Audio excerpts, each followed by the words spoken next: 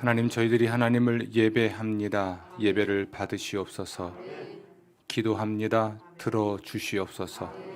찬양합니다. 기쁨을 누리시옵소서.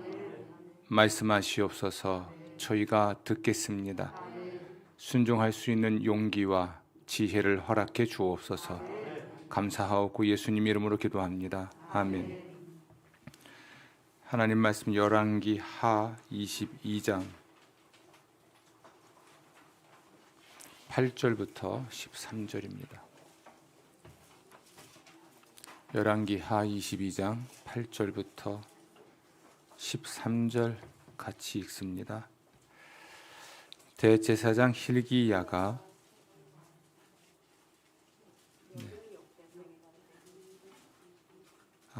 그래요?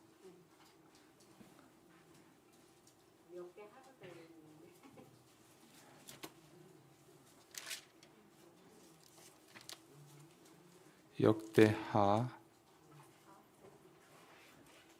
열왕기 하 어디에 역대기로 되어 있어요?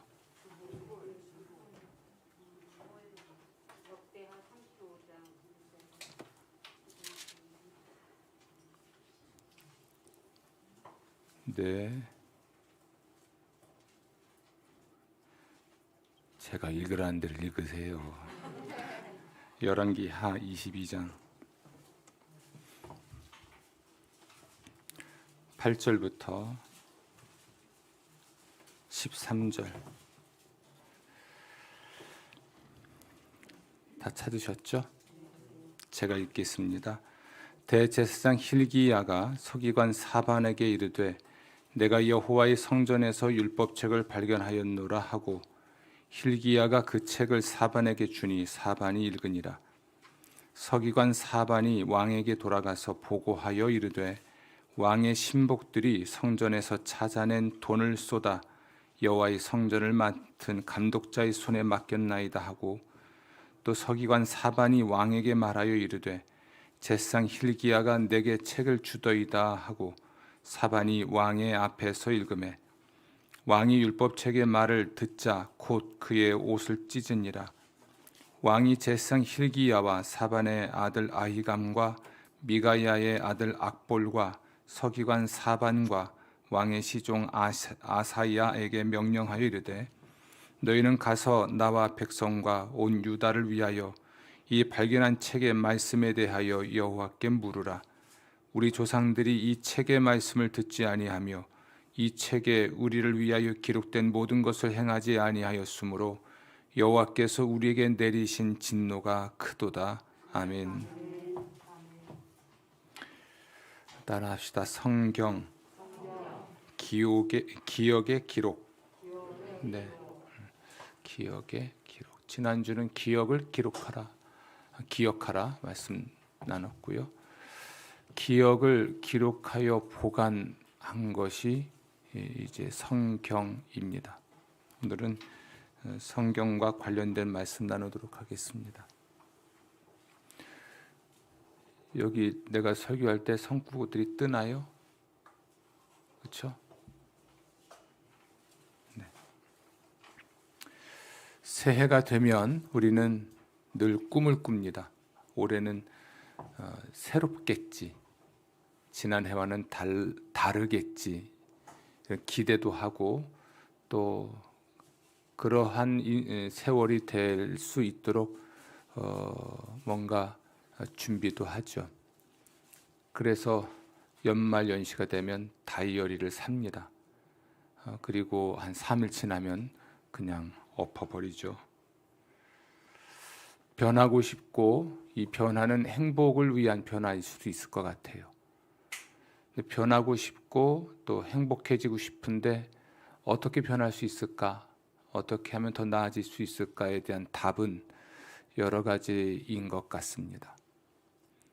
여러 가지 있겠지만 저는 오늘 여러분들에게 성경의 사람이 되면 변할 수 있고 행복할 수 있다고 말씀을 드리려고 해요.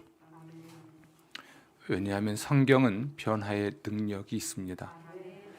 성경의 변화의 능력에 대해서는 예수님이 비유로 말씀하셨죠.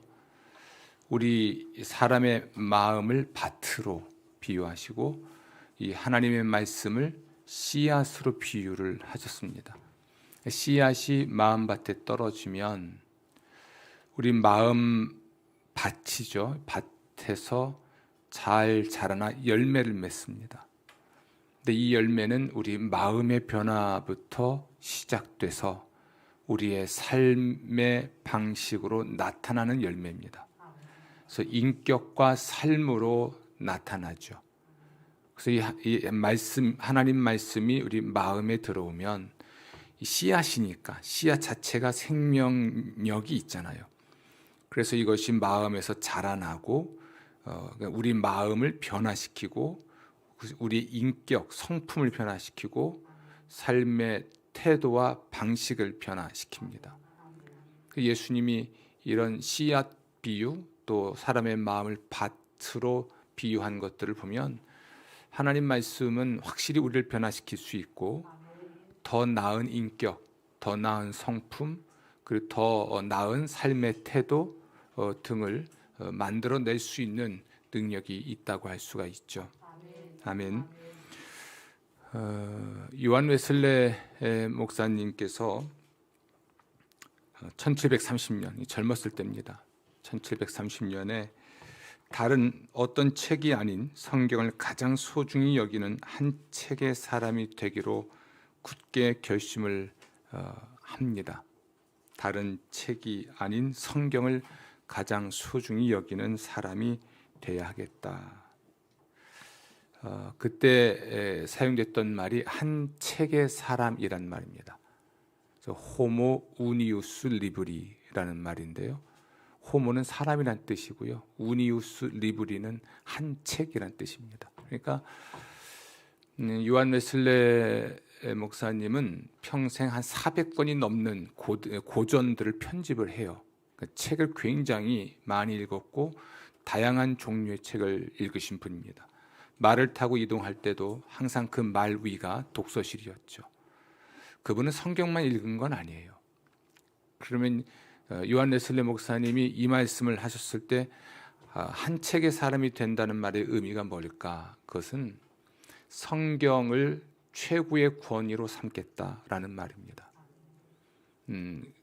수없이 많은 책들, 고전으로부터 얻을 수 있는 수없이 많은 지혜와 삶의 규범들이 있지만 그 모든 것을 평가할 수 있고 그 모든 것보다 권위가 있는 것으로 성경을 삼겠다. 성경을 최고 권위 있는 혹은 절대적인 권위가 있는 규범으로 삼겠다라는 선언이었죠. 그래서 그는 평생 새벽에 일어나서 기도하고 말씀을 연구했습니다. 그리고 이동하면서도 책을 읽었고 또한 성경을 읽었었죠. 지난 밤에는 이제 잠이 또 일찍 눈이 떠져서 한 2시 반쯤 눈을 떴습니다. 오늘 새벽이죠. 그리고 우리 교회가 새벽 예배를 지금 하고 있지 않지만 어김없이 4시 반, 5시면 눈을 뜹니다. 그리고 기도하고 말씀 읽고 그리고 공부합니다. 성경을 연구하고 하다 보면 이제 동이 터오죠. 그럼 어느새 이제 8시쯤 돼요. 7시, 8시.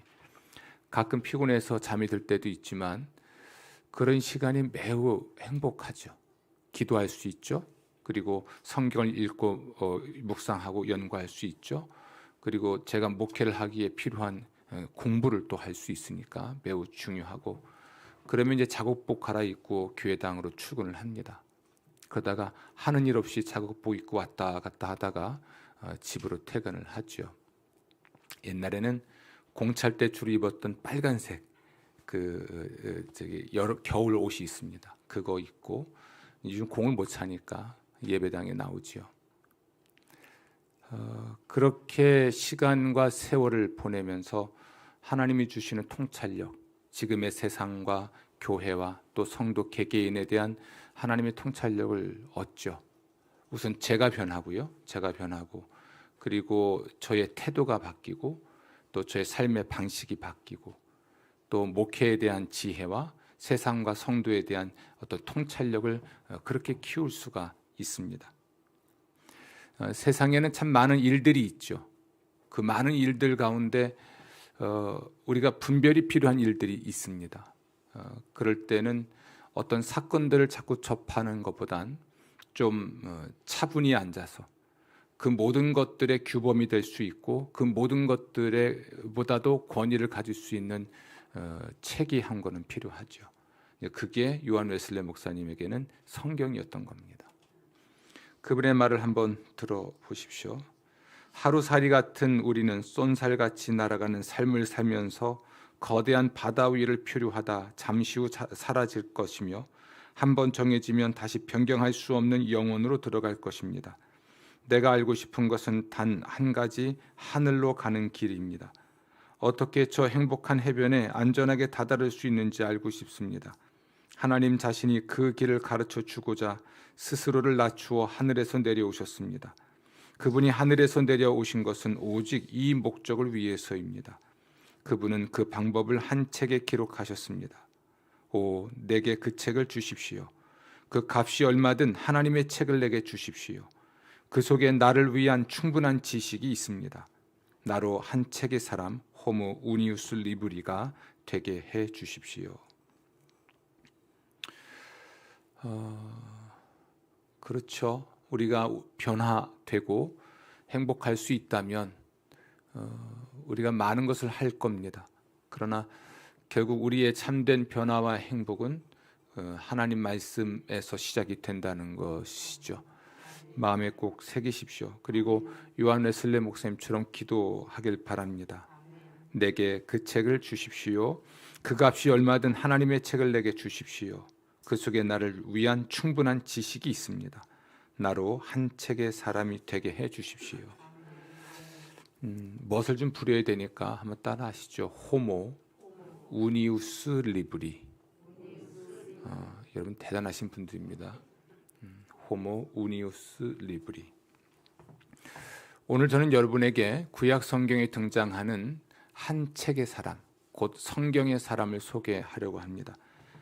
그는 이스라엘 남왕족 왕 요시야인데요. 그는 망국, 나라가 망하기 26년 전에 특별한 일을 한 사람이기도 했습니다. 하지만 나라가 망하는 걸 막진 못해요. 막진 못했지만 적어도 그는 나라가 망하는 꼴을 보지 않을 수는 있었습니다. 하나님의 특별한 배려였죠. 그가 왕이었을 때 나라가 망할 수 있었지만 그가 한 책의 사람, 성경의 사람이 됨으로써 하나님은 그 심판을 유예하셔서 적어도 그는 나라가 망하는 걸 막고자 했지만 이미 이게 그 좌초되고 있는 나라를 건질 수는 없었어요. 그리고 그는 전장에서 정말 외롭고 쓸쓸하게 죽어갈 수밖에 없었지만 적어도 그는 나라가 망하는 꼴은 보지 않을 수 있었죠. 그게 하나님이 한 책의 사람에게 줄 수 있는 최선의 배려였습니다. 만약 그가 다스렸던 남왕조, 이스라엘이 남부로 나뉘었는데 남왕조의 선대 왕들이 좀 정신 차렸더라면 나라가 그렇게 망하지 않을 수 있었을 것 같아요. 하지만 그의 하나님 말씀에 대한 헌신조차도 나라를 건질 수는 없었어요. 그러나 그 하나님의 심판을 유예시킬 수는 있었습니다. 한 책의 사람, 요시야라고 하는 임금이 한 책의 사람이 되었을 때 그 나라가 망하는 것을 늦출 수 있었고 또 한 번의 기회를 가질 수도 있었고요. 요시야 임금도 하나님이 주신 축복으로 더 나은 통치를 할 수가 있었죠. 오늘 그의 이야기를 좀 소개하고자 합니다. 제가 요한 웨슬레 목사님을 소개한 건 우리 교단의 신앙과 신학의 배경이 되는 분이라 소개했고요. 요시야라고 하는 인물은 성경에 등장하는 아주 탁월한 성경의 사람이었기 때문에 소개를 합니다. 그리고 그 이야기 뒤에 몇 가지 좀 함께 우리가 어떻게 하면 성경의 사람이 될 수 있을지 말씀을 나누고자 합니다. 이 요시야 임금은 8살의 왕이 됩니다. 그러니까 나라가 어떤 형편인지 아시겠죠. 8살의 왕이 돼요. 그럴 수밖에 없는 현실이 됩니다. 그의 선대 왕들은 굉장히 악한 왕들이었습니다. 하나님을 버렸고 우상을 숭배했고 또 도덕성 그리고 사회적인 부조리의 근본이 되는 임금들이었죠. 8살에 왕이 되었고 그리고 31년간 나라를 다스리게 됩니다. 근데 이 시기가 기원전 609년까지 나라를 다스렸으니까 나라가 기원전 586년에 망해요. 그러니까 한 20년 후에 망하죠. 그가 죽고 나서 한 17년 후에 나라가 망한다고 보면 됩니다.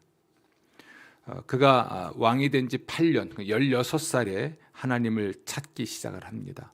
성전을 찾고 하나님을 예배하기 시작했던 거죠. 8살은 너무 어리잖아요. 그래서 16세쯤 돼서 성전을 찾아가 예배를 드리는 사람이 됐고 20살, 그의 나이 20살에 우상들을 제거해서 야훼 신앙, 그러니까 하나님을 섬기는 신앙을 회복하기 시작합니다.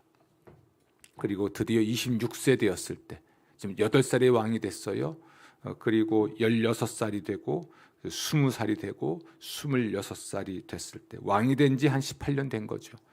성전을 수리하게 됩니다. 성전은 하나님께 제사를 드리는 곳이죠. 또 하나님이 계신 집이라고 일컬어졌던 공간이고요.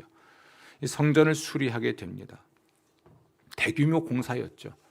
어쩌면 우리 예배당이 지금 성전은 아니지만 예배당을 수리하는 것과도 같은 거죠. 근데 이스라엘 민족이 영적으로 쇄신되어야 할 때, 영적 쇄신의 시작이 성전을 수리하는 것으로 늘 시작을 합니다. 성전 수리, 그러다가 이제 하나님의 말씀을 통한 영적 부흥으로 이어지죠. 이스라엘 민족에게 중요한 것은 예루살렘이었습니다. 여러 도시 중에서 또는 국가 중에서 도시 중에서 예루살렘이 중요해서 예루살렘 성벽을 수리한다는 것과 그들에게 가장 중요한 것은 성전입니다. 예루살렘에 있는 성전, 하나님의 집으로 일컬어져 있고 하나님께 제사를 드리는 곳이었죠. 따라서 성벽을 수리하거나 성전을 수리하는 것은 건물을 수리하거나 또는 그렇죠, 보수하는 것이지만 그들의 영적 갱신의 시작이 돼요. 그러나 요시야 임금에게 가장 중요한 건 성전을 수리함으로써 또는 우상을 제거하고 성전을 정화함으로써 뭔가를 시작하였지만 그 모든 것들의 절대적인 규범이 된 것이 성경의 발견이었습니다. 성전을 수리하는 과정에서 대제사장 hil기야가 모세가 전한 여호와의 율법책을 발견합니다. 그래서 대제사장이 성전 수리하다가 뭔가 나온 거죠. 그 책을 서기관, 성경을 필사했던 사람이 서기관이에요. 서기관에게 넘겨줍니다. 서기관이었던 사반이라는 사람이 그걸 딱 받아들고 읽어요. 그러니까 서기관이었으니까 성경 필사하는 사람이니까 늘 읽을 수 있는 능력이 되는 사람이죠. 고대어일 수도 있고요. 그 책을 받아서 읽습니다. 이게 예사롭지 않은 책인 것을 알고 왕 요시야에게 갑니다. 그리고 왕 앞에서 다시 한번 이 서기관 사반이 이 여호와의 율법책을 읽어요. 이 율법책이 여호와의 율법책 또는 모세가 전한 율법책이니까 만약 신명기라면, 우리가 갖고 있는 신명기 책이라면 한 3시간 정도 읽는 거죠. 10분도 아니고 전체를 읽는 겁니다. 근데 이게 모세오경, 창세기, 출애굽기, 레위기, 민수기, 신명기 전체를 포함한 것이라면 하루 종일 걸리는 일입니다. 우리처럼 짧게 몇 절 읽고 마는 게 아니라 적어도 2시간 이상부터 하루 종일 이것을 서기관이 왕 앞에서 읽습니다. 그리고 그가 서기관이 읽어주는 말씀을 듣죠. 듣고 열왕기 상의 말씀에 의하면 그 말씀 때문에 그의 마음이 부드러워집니다. 그러니까 이 말씀이 이 요시야 임금의 왕을 관통을 해요. 그리고 겸손해집니다. 겸손이란 말은 뭔가 잘못된 걸 알게 된 겁니다. 하나님의 말씀을 들으면서 자신들과 그리고 국군이 지금 쇠하여 가고 있는데 그 원인을 알게 된 거죠. 나에게 있는 문제와 내가 다스리고 있는 이 나라가 무슨 문제가 있는지를 알았고 왜 그런지를 안 거예요. 왜 이스라엘 나라가 지금 망국의 위기에 처해 있을까? 왜 이렇게 국군이 쇠하고 다하고 있는 것일까? 우리나라도 어느 사람이 국군이 다했다 이런 말을 썼다고 하는데 왜 국군이 다한 걸까? 그 원인을 알게 됩니다. 하나님 말씀을 듣고 나서 서기관이 읽어주는 말씀을 듣는 거죠. 읽는 건 서기관이 읽었고 듣는 건 왕이 들었어요. 그리고 그것을 들으면서 이 말씀이 그의 마음을 관통하니까 자신의 문제와 나라의 문제를 알고 그 이유를 알게 됩니다. 여러분, 이유를 알게 됐다는 얘기는 해결책을 찾았다는 이야기예요.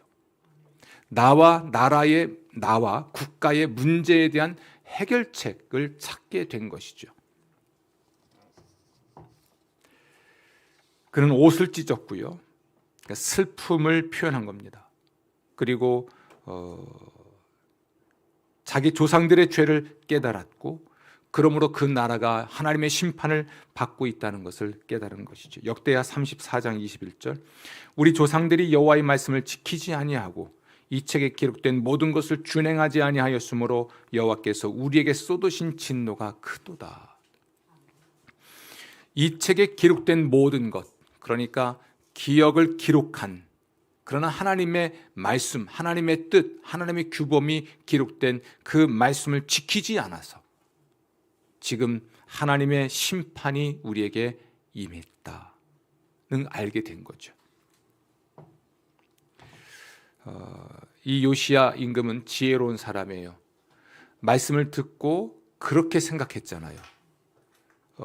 그러니까 지금 나라가 망하게 된 이유를 알게 된 거고 알게 된 겁니다. 근데 이것이 정확한지 알아야 됩니다.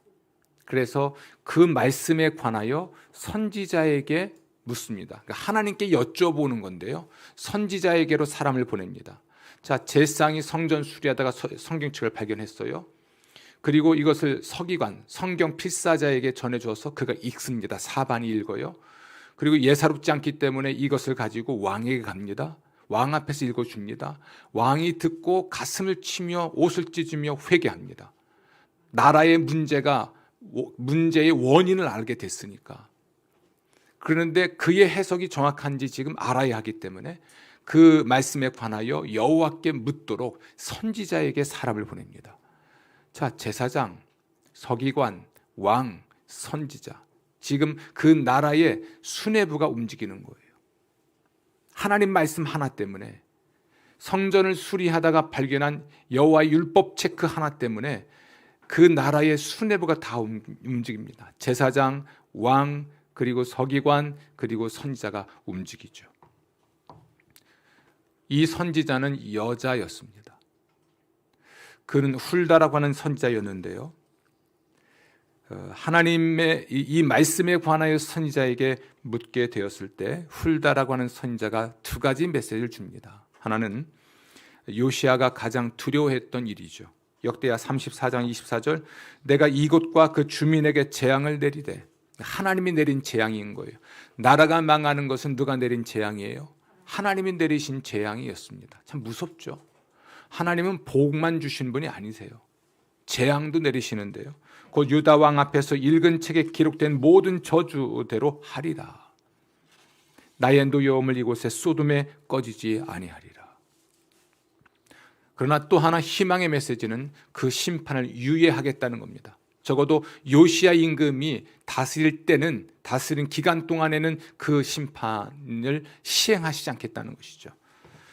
역대하 34장 27절 네가 들은 말을 설명하겠다. 내가 이곳과 이곳에 사는 주민을 두고 말한 것을 네가 듣고 마음에 느낀 바 있어서 하나님 앞 곤대 앞에서 겸손해져서 네가 옷을 찢으며 통곡하였으므로 네가 내 기도를 내가 너의 기도를 들어주었다. 나 주가 말한다. 그러므로 이곳과 이곳 주민에게 내리기로 한 모든 재앙을 네가 죽을 때까지는 내리지 않겠다. 내가 너를 내 조상에게로 보낼 때에는 내가 평안히 무덤에 안장되게 하겠다. 하나님 말씀 앞에서 겸손히 회개하고 그 민족의 구원을 위해서 애를 쓰는 이 요시야, 한 책의 사람이었던 이 요시야 때문에 하나님의 심판이 유예가 됩니다. 그리고 그 남왕국 유다는 유의 기간 동안만큼 망하지 않죠. 그가 죽고 나서 한 19년 지나서 나라가 망합니다. 그의 뒤를 이은 왕들이 또 정신을 못 차리는 거죠. 요시야는 선지자 훌다, 여자 선지자 훌다의 말을 듣고 그저 체념할 수도 있었을 겁니다. 이제 망하겠구나. 그럴 수 있었죠. 망하겠구나.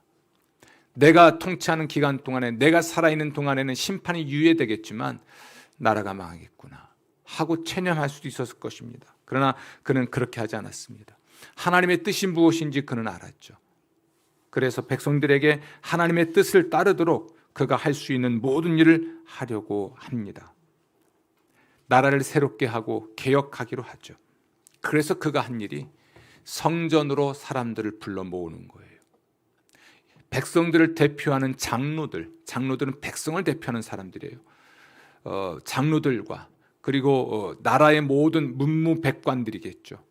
백성을 대표할 수 있는 모든 사람들을 성전으로 모아 말씀 집회를 엽니다. 성전, 그들이 하나님께 제사를 드리는 공간 혹은 예배를 드리는 공간, 성전으로 백성들을 다 불러 모으고 그곳에서 하나님의 말씀을 읽어줍니다. 이게 말씀 집회죠. 하나님 말씀을 설교했다는 개념이 아니라 그냥 그대로 읽어주는 겁니다. 그리고 하나님께 헌신하도록 그 백성을 이끌죠. 왕의 힘, 권력이죠. 왕의 힘을 가지고 한 일이 뭡니까? 자신의 이제 곧 망할 거니까 후손들에게 어떤 뭘 물려주기 위해서 작업을 하거나 돈을 끌어모은 게 아니에요.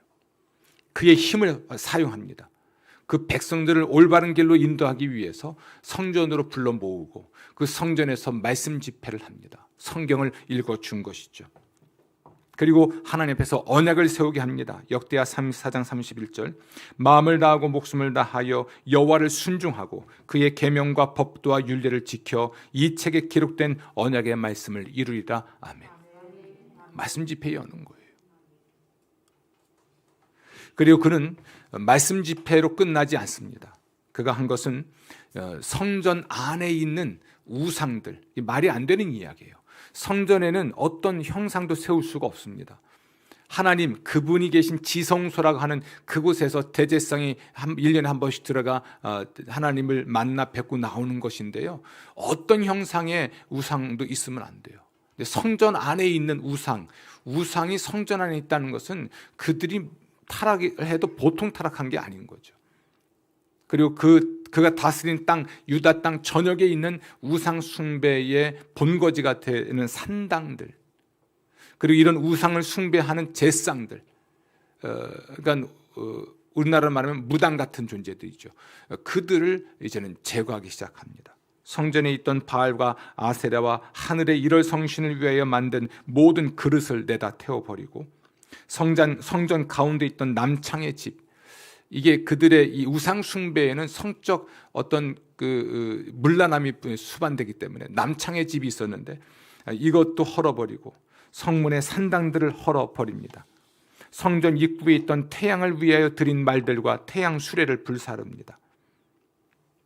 이렇게 요시야는 말씀 집회를 열었고 하나님 말씀을 규범으로 삼아서 그 말씀을 벗어난 어떤 폐단들이나 그 다른 어떤 종교나 이런 것들을 다 제거하기 시작합니다. 이게 이제 국토를, 나라를 정화하고 성전을 정화하고 말씀을 통해서 백성들의 정신, 마음을 이제 변화시켜 가기 시작하는 것이죠.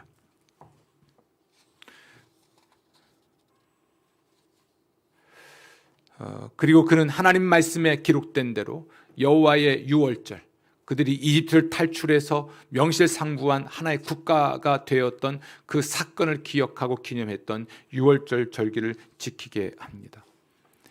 유다왕 요시야가 통치하던 해, 기원전 622년, 그때는 영적 부흥이 일어난 한 해가 됩니다. 하나님 말씀을, 성전을 수리하다가 하나님 말씀을 우연히 발견하게 되었고 그 말씀을 듣게 되었던 요시야가 먼저 가슴을 치고 회개한 후에 그저 체념한 채 혼자 아무것도 하지 않고 있는 게 아니라 하나님의 뜻을 헤아려 알고 그 땅에 정화와 변화와 갱신을, 나라를 새롭게 하는 일을 시행을 하게 되죠. 하나님의 말씀대로 비록 심판은 유예가 됐지만 나라를 건질 수는 없었습니다.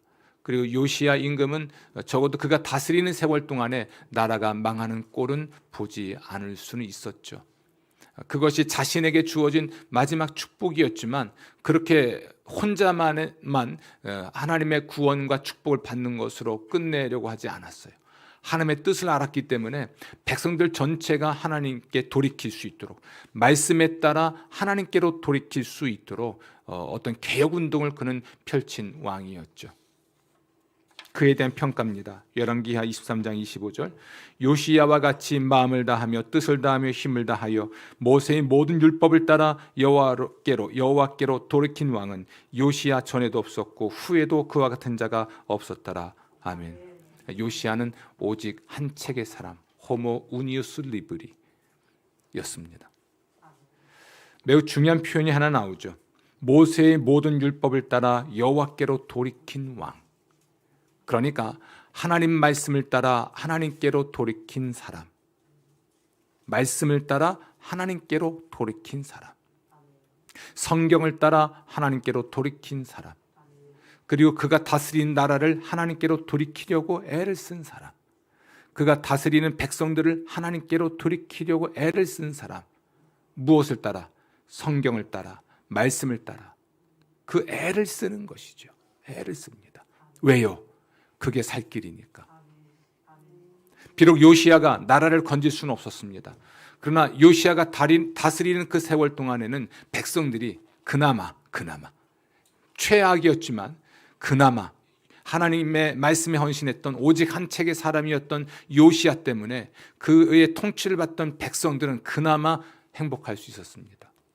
변화할 수 있었고, 변화를 통해서 하나님의 심판이 유예될 수 있었고, 그러나 그가 전투에서, 무기토 전투에서 전사하고 했을 때부터 아주 급격하게 국군이 기울고, 그리고 바벨론에 의해서 멸망하죠. 나라를 잃고 바벨론 포로로 끌려갑니다. 가장 불행한 역사의 끝자락에 어쩌면 한 줄기 희망 같은 존재가 이 요시야 임금이었어요. 그의 노력도 수포로 돌아갑니다. 역대 왕들 모두가 같은 마음이었으면 그 지경에 이르진 않죠. 그러나 그의 헌신조차도 나라를 건질 수는 없었지만 그가 다스리는 세월 동안만은 그의 백성들이 그나마 부국강병과 평안을 누릴 수가 있었습니다. 하나님 말씀은 한 사람을 변화시키고 변화된 한 사람을 통해서 한 국가를 새롭게 하고, 그러므로 어떤 심판과 어떤 재앙과 불운과 불행이 이제 유예될 수 있는 그러한 희망을 우리는 볼 수가 있는 것입니다. 요시야, 그는 오늘 우리의 본보기로 기록된 사람이 분명합니다. 요시야 왕을 통해서 하나님이 우리에게 하시는 말씀이 뭘까요? 오직 한 책의 사람이 되라. 하나님 말씀인 성경을 최고의 권위로 인정하고 절대적인 규범으로 삼아서 세상을 살라고 말씀하는 것입니다. 다시 한번 생각해 볼게요. 여러분, 요시야의 개혁과 부흥운동은 하나님의 집으로 여겨지는 성전 수리로부터 시작이 됩니다. 성전 수리로부터 시작이 돼요. 그러나 그의 개혁과 부흥운동에 불을 붙인 게 성전에서 우연히 발견한 율법책, 하나님의 율법책 성경이었습니다. 그는 이 성경을 읽어주는 서기관의 말을 듣죠. 서기관을 통해서 읽었던 하나님 말씀을 그는 듣게 되고 그가 먼저 변화되죠. 그래서 옷을 찢고 가슴을 치며 회개했으니까요. 그리고 그 진실을 다시 한번 확인하기 위해 선지자의 도움도 받게 됩니다. 그는 말씀에 기록된 것을 규범으로 삼아서 그가 무엇을 해야 될지 아는데 그것은 곧 그들의 문제, 자기의 문제, 그들 조상들의 문제, 그 국가의 문제가 무엇인지를 아는 거예요. 그러니까 성경이 표준이 또는 규범이 되어서 지금 국가와 자기 자신의 문제가 뭔지를 안 것이죠. 우린 어떤 규범이 있어야 잘된 것, 잘못된 걸 알잖아요. 그 절대적인 규범을 통해서 뭐가 문제인지를 알게 됐습니다. 그리고 그 문제들을 해결하기 시작하죠. 이게 개혁이고 이것이 새롭게 하는 것입니다. 나라를 새롭게 한다. 가정을 새롭게 한다. 나를 새롭게 한다 할 때는 규범이 필요합니다. 절대적인 규범이 필요해요. 그 규범이 바로 하나님의 말씀이었던 것이죠. 개신교 신앙, 우리 기독교 신앙은 정확하게 말하면 성경이 말하고 성경으로 입증 가능한 내용만을 믿는 신앙이에요. 성경이 말하지 않는 것, 또 성경으로 입증할 수 없는 것들은 우린 믿지 않습니다. 그 어떤 전통도, 그 어떤 상황도, 어떤 행동도, 어떤 말도 성경이 말한 것 또는 성경으로 입증할 수 없는 것들을 우리는 신뢰하지 않습니다. 기록된 말씀, 이 성경이 우리 기독교 신앙과 실천에 온전하고 유일한 규범입니다. 그리고 모든 규범들의 규범이라 할 수 있는 모든 것들의 규범, 그것을 위에 있는 최고 권위를 가진 규범이 성경이죠. 그러므로 이 하나님 말씀에 대한 실천적인 헌신, 하나님 말씀을 따르고자 하는, 하나님 말씀을 따르는 일에 헌신하는 것, 이것은 개인적인 새로움이나 가정의 새로움, 또는 나를 새롭게 하거나 가정을 새롭게 하거나 교회를 새롭게 하거나 국가를 새롭게 하려고 하는 그 열망을 가진 사람들에게서 공통적으로 발견할 수 있는 열정이에요. 하나님 말씀인 성경에 대한 열정을 갖는 것은 뭔가 새롭게 하길 원하는 사람들이 갖고 있는 공통적인 열정이라 할 수 있습니다. 초대교회, 이 초대교회는 교리 교육에 철저했습니다. 교리는 다른 것이 아니에요. 체계화된 성경의 진리가 교리입니다. 체계화된 성경의 진리, 성경의 진리 그 자체인데 그것을 조금 체계화한 것이 교리예요. 다른 게 아닙니다. 초대교회는 왜 이 교리 교육에 철저했을까? 또는 성경의 진리를 체계화하고 그것을 가르치는 일에 왜 열정을 가졌을까? 그것은 바로 이교도들이 개종을 했고 그들이 그리스도인이 되도록 해야 하기 때문에 그렇습니다. 처음에는 유대인들로만 교회가 구성되어 있었는데 이제는 유대인이 아닌 사람들이 기독교로 개종을 하게 되니까 그들에게 기독교 신앙을 가르치고 기독교적인 삶을 가르쳐야 되잖아요. 그래서 그들에게 철저하게 교리 교육을 시킵니다. 두 번째는 기독교 가정에서 2세들이 태어나는 거예요. 그런데 태어났는데 부모들은 유대인이거나 또는 기독교 신앙을 가진 사람들이었지만 태어난 자녀들은 전혀 다르잖아요. 그래서 그들의 신앙과 실천을 위해 교리 교육을 철저히 시킵니다. 그리고 이 교육을 부모의 책임으로 위임합니다. 그래서 부모들에게 교리를 철저히 가르치고 부모들이 가정에서 자녀들에게 그 교리를 철저히 가르치도록 그 교리 교육을 위임해버려요. 그리고 무엇보다도 이단들이 득세를 했습니다. 초기 교회에 이단들, 그냥 끝이 다르다는 말을 쓰는 건데요. 매우 유사한데 끝이 달라. 결국은 아닌, 기독교가 아닌 사람들이, 집단들이 생겨난 것이죠. 요즘 이제 신천지와 같은 집단들이에요. 또 하나님의 교회 같은 집단들. 옛날엔 뭐 통일교나 이런 안식교를 일컬었지만 우리 시대에 지금 가장 위협을 하고 있는 집단들이 신천지죠. 신천지나 하나님의 교회와 같은 이단들이 나타났을 때 기독교 신앙의 정수가 무엇인지를 가르쳐야만 했습니다. 이단들이 없을 때는 변증하고 논증할 필요가 없습니다. 그래서 그때 만들어진 것이 변증서고 신조, 사도신경을 비롯한 신조고 그리고 결국은 성경이라는 것을 최종적으로 만들어낼 수밖에 없었던 거죠. 주목할 건 초기의 교회들은 교리 교육이 철저했다는 것입니다. 부모들도 철저히 배웠고 가정에서 자녀들에게 교리를 철저히 가르칩니다. 저는 여러분들에게 어떻게 한 책의 사람이 될 수 있을지를 말씀드리는 겁니다. 한 책의 사람, 곧 성경의 사람이 될 수 있는지를 말씀드리는 것인데요. 왜냐하면 성경이 우리의 절대 규범이고 성경이야말로 우리의 변화와 행복을 위해서 절대적으로 중요하기 때문에 그렇습니다. 그것을 위해서 여러분이 힘쓸 일이 뭐겠습니까? 교회와 또는 목회자가 힘쓸 일은 바로 교리를 철저히 가르치는 거예요. 성경 전체에 흩어져 있는 진리들을 체계화해서 하나하나 일목요연하게 철저하게 가르치고 이것을 배움으로써 그의 세계관이 성경적 그 세계관으로 형성이 되고, 그랬을 때 성경적이지 않은 가치관이나 세관들이 늘 보거나 들을 때 필터링이 되죠. 그러니까 그것이 규범이 되어서 옳은 것과 옳지 않은 것을 분별하게 되고, 분별하면 우리는 바르게 사는 거예요. 이 분별이 안 되니까 문제지요. 요한 웨슬리 목사님은 이 성경의 이해를 위해서 두 가지가 필요하다고 얘기했습니다. 하나는 이성, 은혜에 의해서 각성된 이성. 그러니까 우리의 이성, 머리를 사용해야 돼요. 굉장히 이성적이어야 합니다. 냉철해야 됩니다. 그저 좋다라는 정도에서는 안 돼요. 철저하게 해야 됩니다. 또 하나는 성령 체험입니다. 경험이죠. 성경을 올바르게 이해하기 위해서는 두 가지가 필요한데, 하나님의 은혜에 의하여 변화된 이성이 필요하고 이성적 판단이 필요합니다. 우리 기독교 신앙은 매우 합리적입니다. 매우 이성적입니다. 매우 논리적이어야 합니다.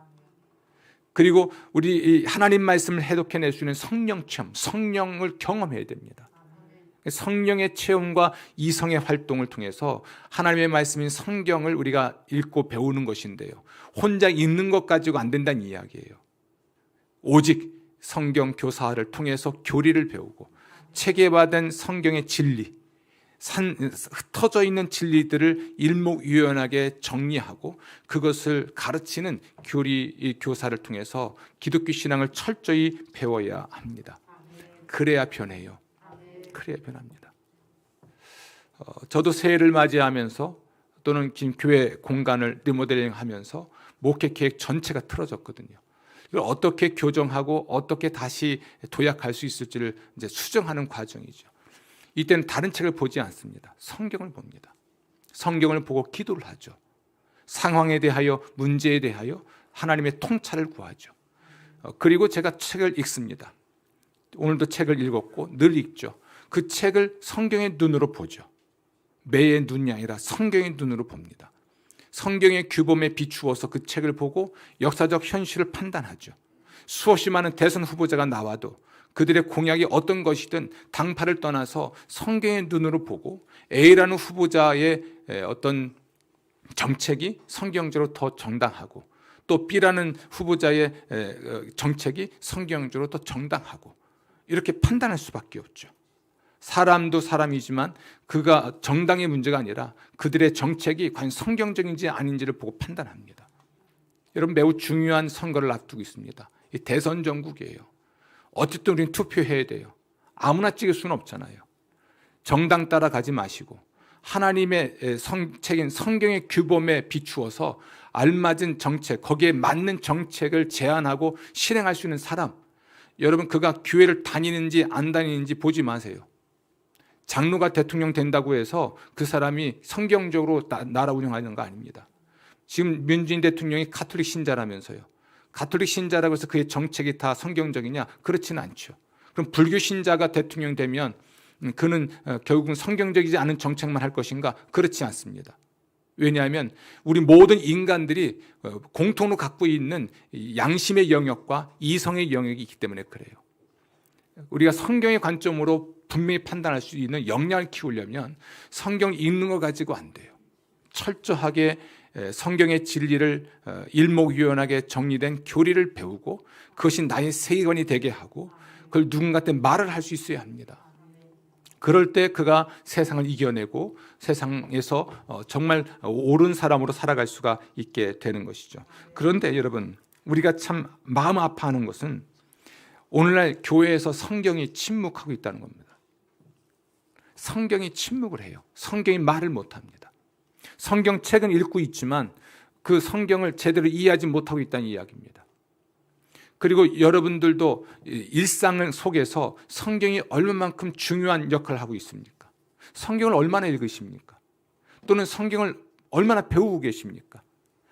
신앙의 기초과정 배웠으니까 끝? 무슨 소리입니까? 평생 성경을 공부하는 저는 지금도 공부하고 있는데 일정 교육과정 마쳤으면 성경 공부가 끝난 겁니까? 이렇게 말할 수 있겠죠. 만약 그렇다면 장로가 되고 나면 성경 공부할 이유가 없어요. 장로가 되는 과정에서 제가 가르칠 것은 다 가르치니까.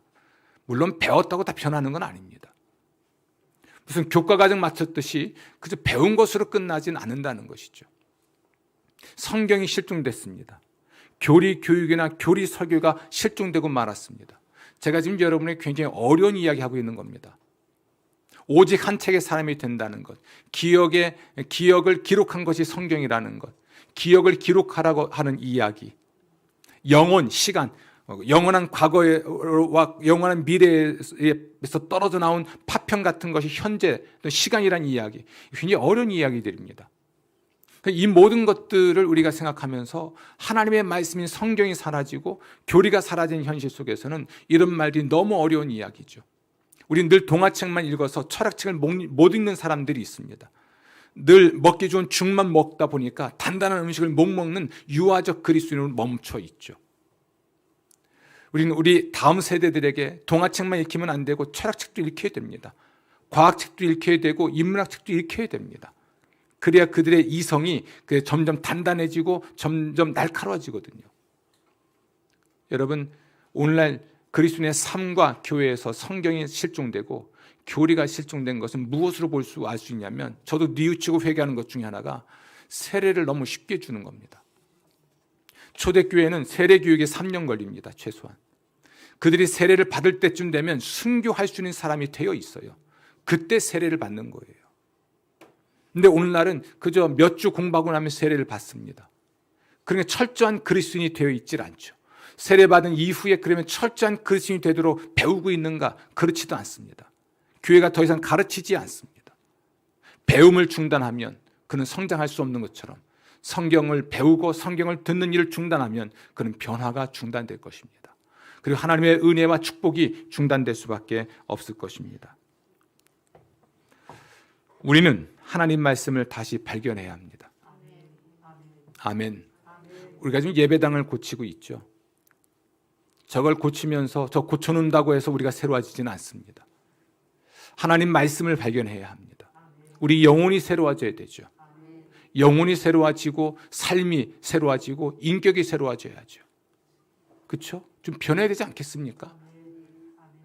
해가 바뀌어도 그 사람이 그 사람이에요. 그 성격 그 성격이고 그 방식 그대로 살아가고 있다면, 변화의 노력도 헌신도 없다면 답답하잖아요. 하나님 말씀을 다시 발견해야 하겠습니다. 성경과 성경의 진리를 체계화한 교리에 대한 공부를 철저히 해야겠습니다. 제가 제안하는 것은 초대교회부터 가르쳐왔던 사도신경, 주기도문, 십계명, 산상수훈 이미 다 가르쳤습니다. 유튜브를 뒤져보십시오. 다 나옵니다. 또는 우리 교회 홈페이지에 들어가서 다시 한번 보십시오. 지지난해군요 벌써. 이미 다 가르쳤습니다. 다시 한번 들어보십시오. 초대교회는 왜 주기도문을 가르쳤을까? 초대교회는 왜 십계명을 철저히 가르쳤을까? 산상수는 왜 가르쳤을까? 그리스도의 성품에 대한 것들이니까요. 삶의 방식에 대한 것이니까. 사도신경을 왜 가르쳤을까? 우리가 믿는 것이 무엇인지를 철저히 가르친 것이니까요. 이렇게 우리가 이미 가르쳤고 이미 배웠던 것들을 다시 되새기면서 여러분이 성경의 사람이 되시기를 주의 이름으로 축원합니다. 그럼 변할 수 있습니다. 여러분의 인격, 성격, 삶의 태도, 삶의 방식이 변합니다. 그리고 여러분의 가정 변할 수 있습니다. 교회도 마찬가지고 이 국가도 변할 수 있습니다. 재앙이 유예될 수 있습니다. 혹은 재앙을 받지 않게도 될 수 있습니다. 하나님께로 돌아간다는 것, 여호와의 말씀으로 돌아가는 것인데요. 하나님의 말씀을 따라 하나님께로 돌아가는 것이 중요합니다. 하나님의 말씀을 따라 하나님께로 돌아가는 것. 하나님께로 돌아가는 길이 뭡니까? 하나님 말씀을 따라가는 거예요. 하나님 말씀의 길을 따라가면 하나님을 만나는 겁니다. 요한 웨슬레가 말했듯이 하늘로 가는 길, 그 길이 무엇입니까? 그 길을 기록한 게 뭡니까? 성경이에요. 그래서 호모 우니우스 리브리, 한 책의 사람이 되게 하소서. 오 하나님, 이 책을 내게 주소서 기도할 수 있었던 것입니다. 저는 여러분들의 오늘 기도 제목이 하나님 제게 성경을 주소서, 하나님 말씀을 주소서, 오직 한 책의 사람이 되게 하소서, 이 길을 기도합니다. 새해에는 더욱더 하나님의 사람이, 하나님 말씀의 사람이 되시기를 주의 이름으로 축원합니다. 기도하겠습니다. 하나님 감사합니다. 오늘 저희들에게 오직 한 책의 사람이 되는 것이 무엇인지 말씀하시니 감사합니다. 참된 신앙, 참된 그리스도인의 삶이, 또 참된 그리스도인의 모습이 어떠한 것인지 알게 하시니 감사합니다. 듣고 배워서 온전해질 수 있도록 도와주옵소서. 감사하옵고 예수님 이름으로 기도합니다. 아멘.